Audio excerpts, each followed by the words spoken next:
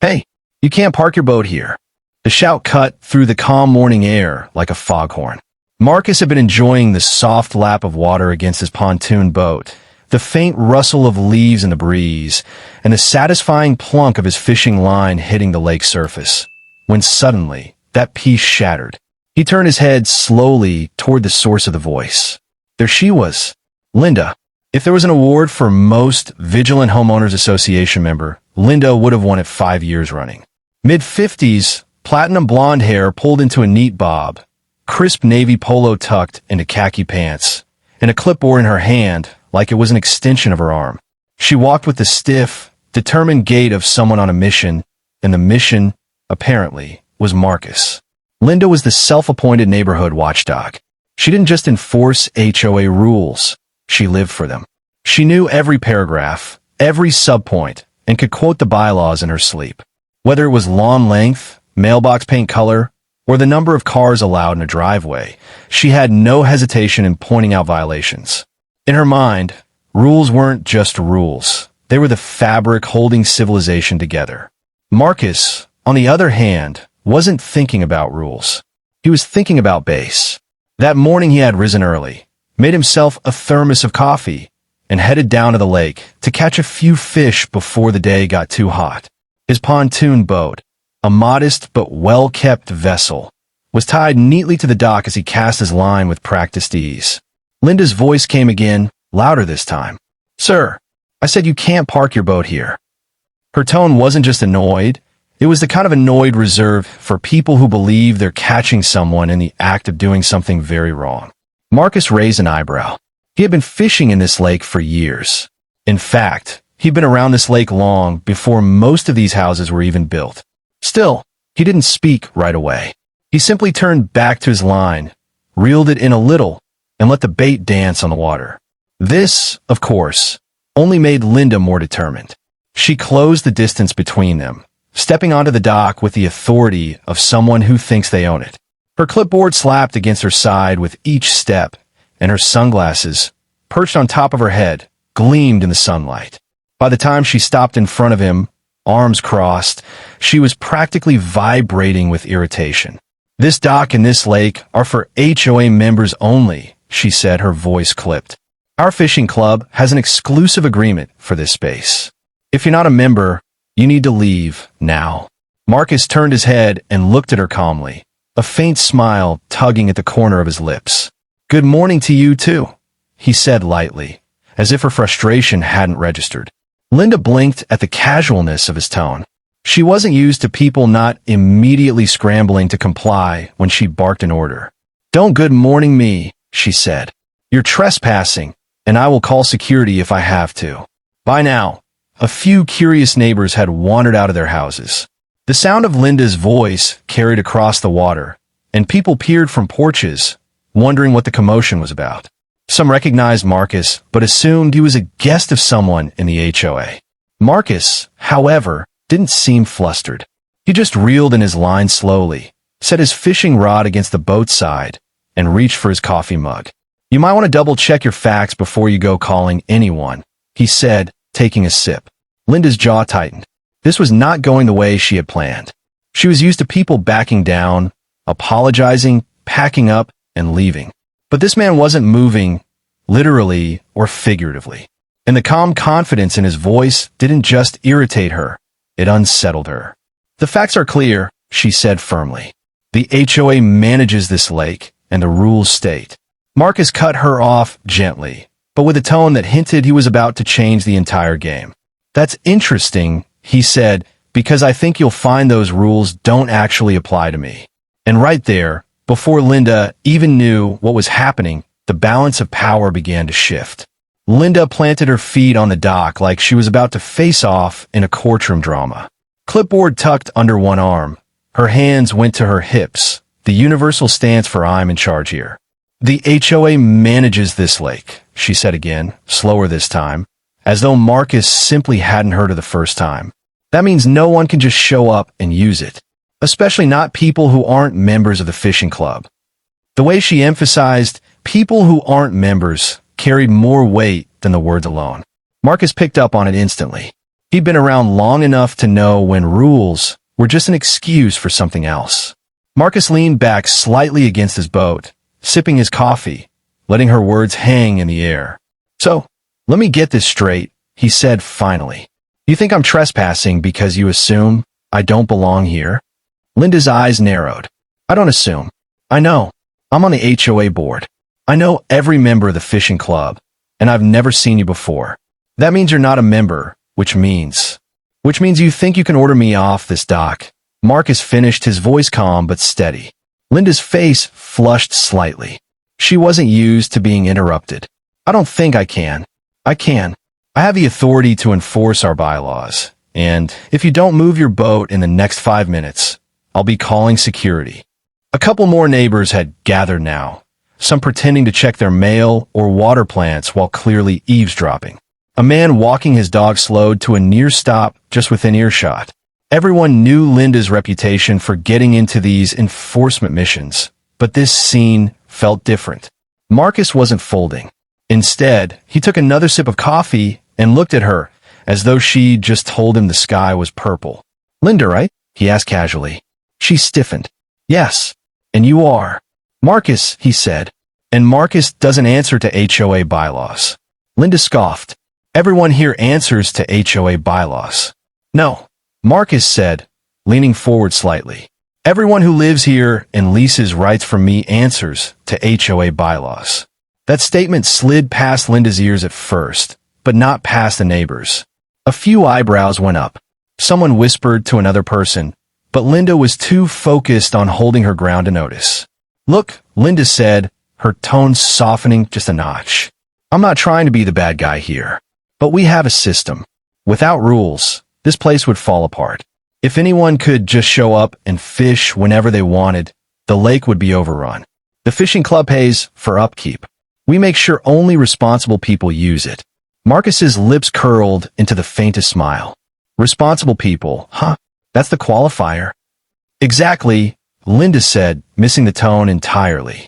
We've built something good here, and we can't have people taking advantage of it. Marcus chuckled quietly, not the kind of laugh that says, I'm amused, but the kind that says, you have no idea what's about to happen. Linda, he said finally, setting his coffee down on the boat's console. I'm not here to take advantage of your lake. I'm here to enjoy my lake. Her head jerked slightly.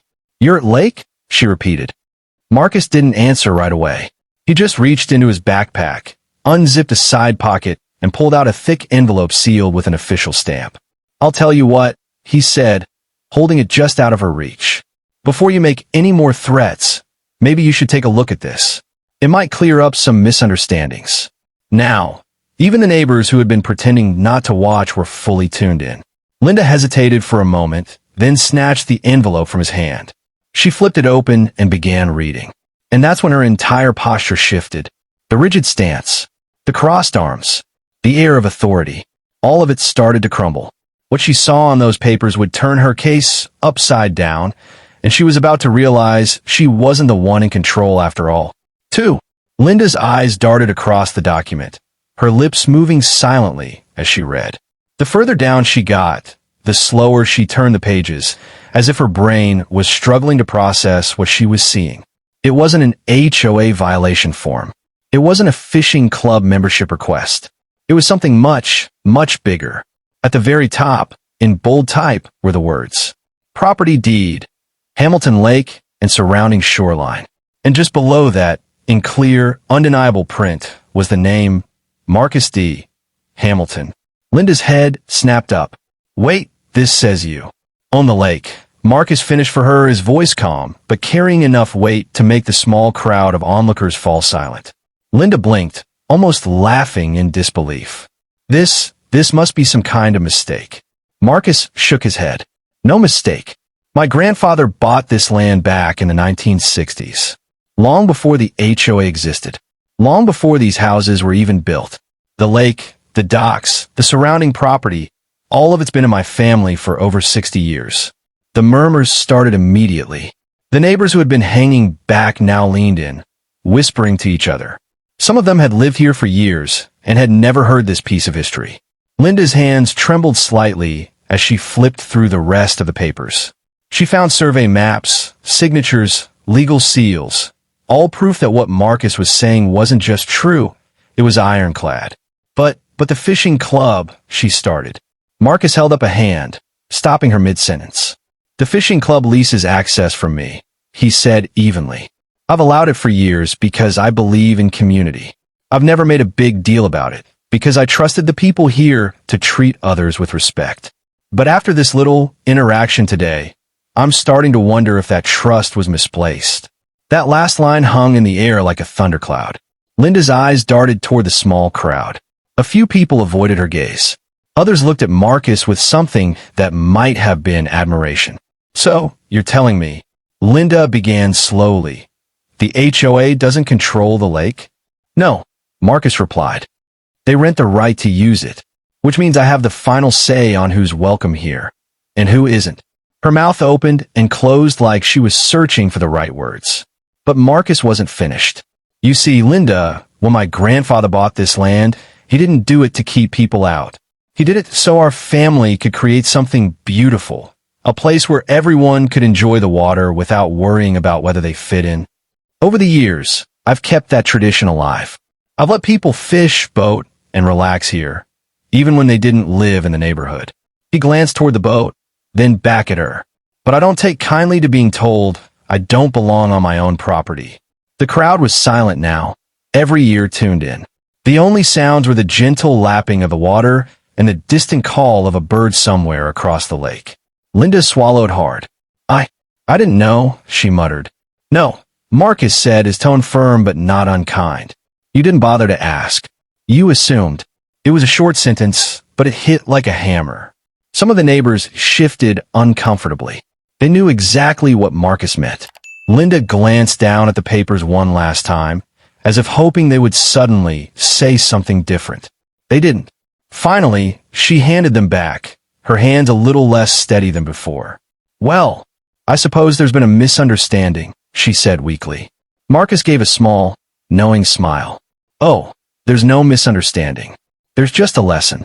And the lesson is, you might want to be careful who you're talking down to, because you never know whose name is on the deed. And just like that, the power dynamic had flipped completely. The silence after Marcus's words was almost heavier than the confrontation itself. Linda's shoulders, once squared and commanding, seemed to fold inward ever so slightly. The crisp authority she'd marched onto the dock with had drained away, replaced by something Marcus recognized instantly. The realization that she was no longer in control. Look, Marcus, she began, her voice softer now. I didn't mean to cause any offense. I was just trying to enforce the rules.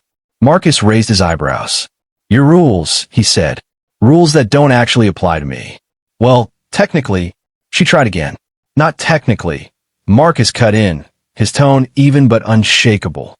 Factually, this is an HOA property.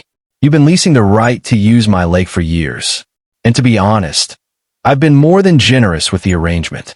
The crowd was still there, a quiet ring of witnesses around the confrontation. A few of them exchanged glances.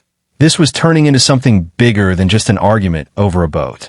Marcus stepped forward slightly, not aggressive, but with a presence that made Linda instinctively take half a step back. And here's the thing, Marcus continued, I've always believed in letting the community enjoy the lake. I never micromanaged it. I never hovered over who came and went. I trusted people here to respect each other. But now, he let the pause linger just long enough to make everyone lean in. Now I see that maybe that trust was misplaced. Linda's jaw tensed. What are you saying? Marcus smiled faintly. I'm saying the fishing club's lease is up for renewal next month. And after today, I'm thinking it might be time for some new terms. That got a reaction. The murmurs rippled through the group. People suddenly realized what was at stake. The fishing club wasn't just a hobby, it was a prize perk of living in the neighborhood. Weekend tournaments, barbecues by the water, family days, all of it relied on that lease. Linda tried to regain her footing. Marcus, you can't just... I can't, Marcus said simply. And I will.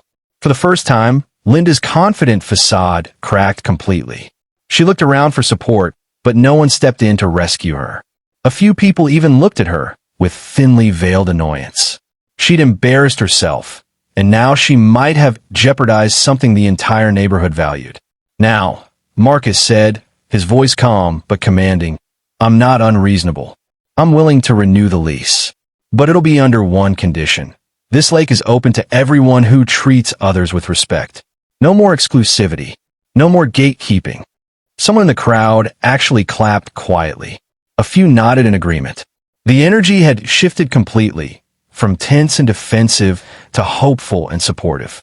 Linda, realizing she'd lost the battle, crossed her arms but said nothing. Marcus gave her one last glance, then stepped back onto his boat.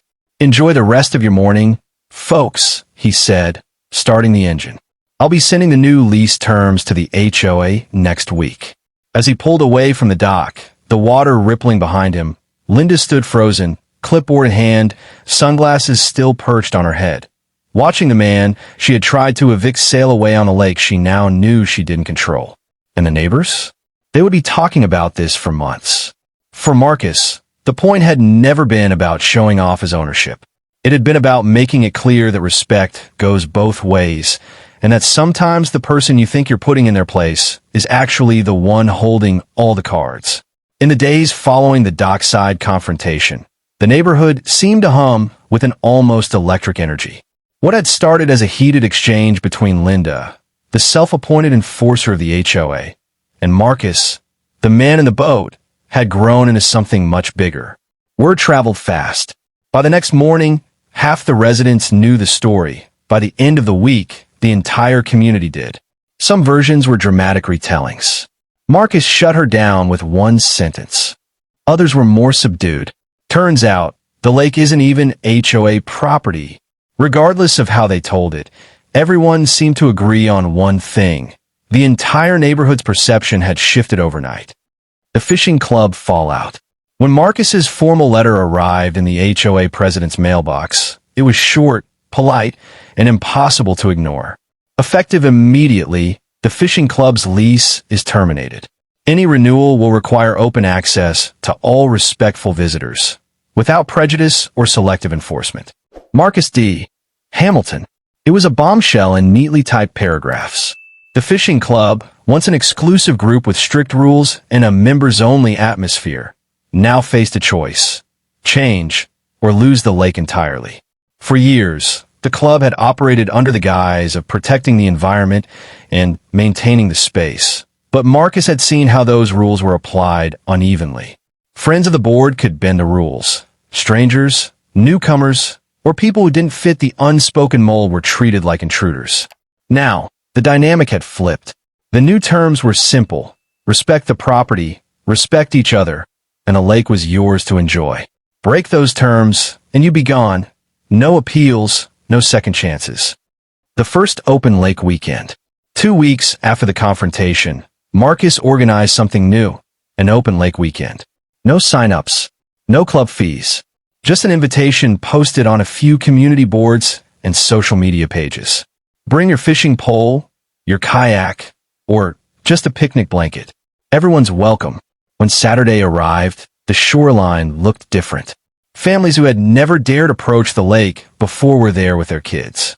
Teenagers paddled rented kayaks, laughing as they splashed each other. Retirees set up lawn chairs and swapped fishing stories with strangers. There was no tension in the air, no subtle glances to see if someone belonged. Everyone was simply there to enjoy the water.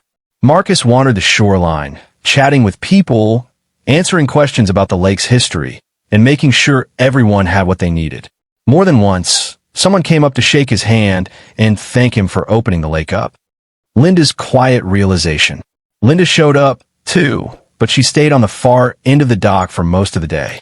No clipboard, no sunglasses perched like a crown, just a simple folding chair and a bottle of water. For a while, she watched silently as the community mixed in a way it never had before.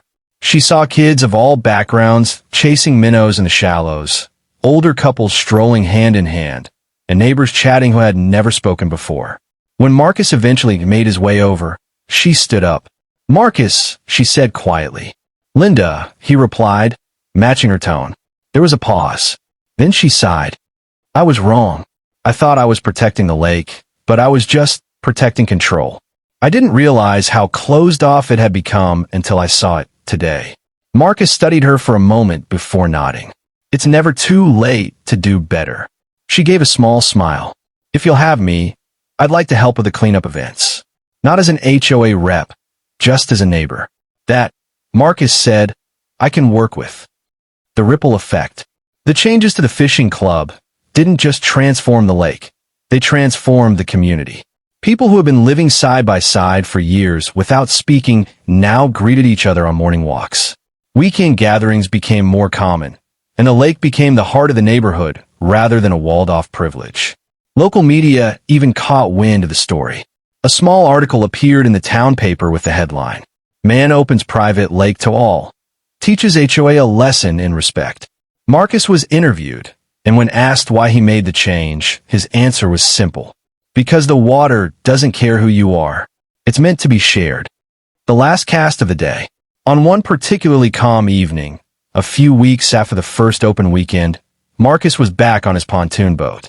The sun was low, casting a warm golden glow across the water. He cast his line, letting it drift lazily, not really caring if he caught anything. From the dock, a few kids waved. On the shore, families packed up picnic baskets and folding chairs, smiling as they headed home. Marcus took it all in, the laughter, the peace, the shared space, and thought about how different things had been just a month earlier. He knew the confrontation with Linda would become a neighborhood legend, told and retold with varying degrees of drama. But for him, it wasn't about humiliating anyone. It was about drawing a line in the sand, or in this case, the shoreline, and saying respect mattered more than rules written on paper. He reeled in his line slowly, a content smile on his face. The lake was still his, legally speaking, but in spirit, it now belonged to everyone who valued it. And that, Marcus thought, was how it should have always been. The moral that stayed afloat. As summer went on, the community's bond only grew stronger. People began to understand that ownership wasn't just about having your name on a piece of paper. It was about stewardship, generosity, and fairness. And Linda? She never returned to her old ways. If anything, she became one of the loudest voices defending the lake's open policy, surprising even herself. Marcus summed it up best one evening when a neighbor asked if he'd ever considered selling the property. No, he said with a chuckle. You don't sell something your grandfather built with his bare hands. You share it, and you make sure everyone understands that if you treat the water and each other with respect, there's enough lake for everyone. And just like that, the lesson Marcus taught that day on the dock didn't just echo across the water. It stayed there, woven into the ripples, a reminder for generations to come.